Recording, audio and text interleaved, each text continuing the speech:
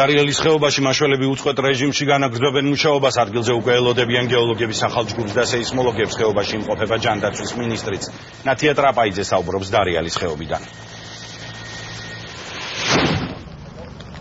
სამაშველო სამუშაოები დარიელის ხეობაში ჩამოწოლილ მეწყერთან ამ დრომდე გრძელდება. ცოტა ხნის წინ ხეობიდან დაბრუნდა შინაგან საქმეთა მინისტრის მოადგილე, რომელიც უშუალოდ მეწყერის მეორე მხარეს იმყოფებოდა და პირადად შეამოწმა, როგორ მიმდინარეობს სამაშველო სამუშაოები. შინაგან საქმეთა სამინისტროს ინფორმაციით ამ დროისთვის უგზო უკლო დაკარგულად ითვლება 7 ადამიანი, რომელთაგან ერთი არის საქართველოს მოქალაქე, რომელიც თარჯიმნად მუშაობდა. ასევე ვახტანგ გომელაურის ინფორმაციით უკვე ნაპოვნია რამდენიმე მანქანის ნაწილები, თუმცა ჯერჯერობით მეწყერიდან ვერ მოხერხდა ვერცერთის ამოყვანა.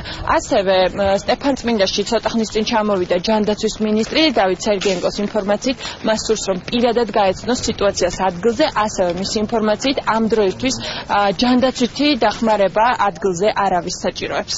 სამუშაოები ახლა მიმდინარეობს, გეკითხავს დარჩენილი იყო სამი მანქანა, რომელიც ნახევრად მოყოლილია მიწაში. იმის გამოყვანა ხდება ახლა თვითონ ამ მანქანებში ან მიცვალებული არ არიან, იქ რამდენიმე მძღოლია გადარჩენილი. ერთი მანქანი მძღოლია, რომელიც არის ვერ პოულობს, ავარაუდოთ როგორც სხვა მძღოლები აცხადებიან.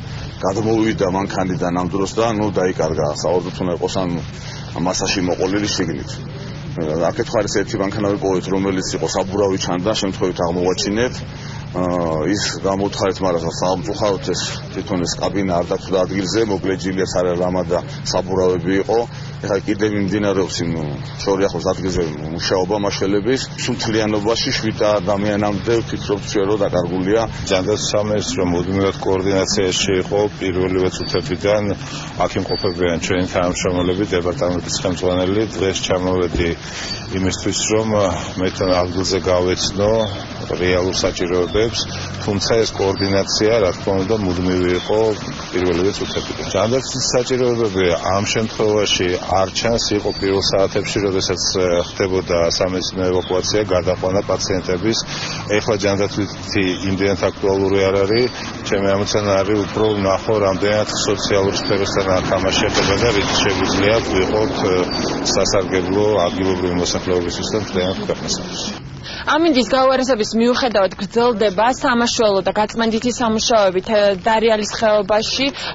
ადგილზე მომუშავე შესაბამის სამსახურებს სურს რომ გააფართოონ კალაპოტი თერგისთვის, რათა მან შეიცვალოს მიმართულება და ასევე ცდილობენ რომ გაწმინდონ ერთი მონაკვეთი, რათა მოხდეს სამანქანო გზის დროულად აღდგენა.